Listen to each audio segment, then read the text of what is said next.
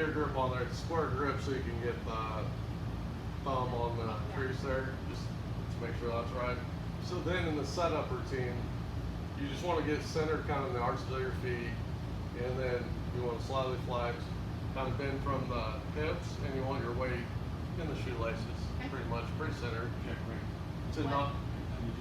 Everything you just said was gold. Yeah. So then when you have that, it's good. So what I used to think when I was a kid was you wanted that separation from your shoulders and hips like on your backswing, but it's not necessarily true. That's why I have back issues. So from here you want the core, everything to go together.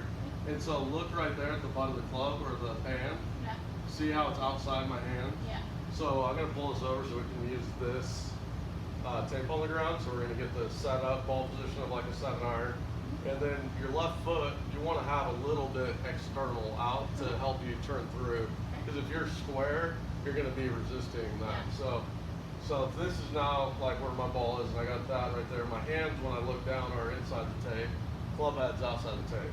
So when I turn back and that's parallel to the ground, my hands are inside the tape, my club head's outside the tape. Okay. Now as I turn my shoulders to the top, I want to make sure this elbow stays in front of my side. And I'm using my core and my shoulders to turn it up. And now look at that shaft angle there, right?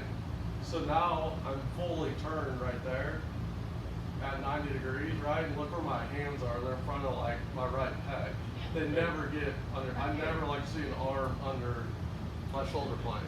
Look at his right arm compared to his left. Yeah. That's just huge right there. So you're there, and then you're there, but if you're not turning enough on the backswing, it's going to be hard to do that.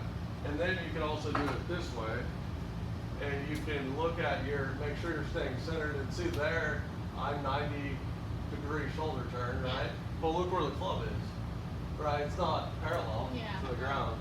So that's with and keeping the club connected to my turn, which is going to be consistent for face control and for speed, because I'm going to now be able to, I don't have to like, redirect it back and stall.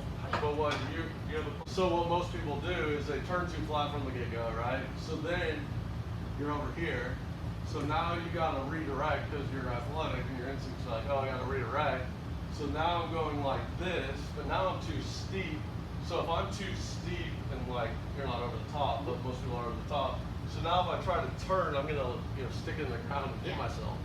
So then you just kind of stall or slide and turn, so that the club face can catch up and you can make it work. But if you're steep on the backswing, then you're gonna want to shallow it. Now I can turn as hard as I want, and I'm not gonna jab myself in the leg. So that's why, because I always knew that's where you don't have to be perfect. You just have to err, club head out here, there, and then you can just rotate out of control. Like Ricky Fowler was pretty dang good until he overdid it to where under pressure because he still had to redirect a lot, but you'd rather redirect it this way too much. Yeah. But if you pull up Rory, all the good besides Adam Scott, his is like perfect, but everyone tries to be perfect and then they just go back over here. Yeah. But it's like just err in the right positions you can play from, and then you'll be pretty dang good. And that's, and Reagan can get at whatever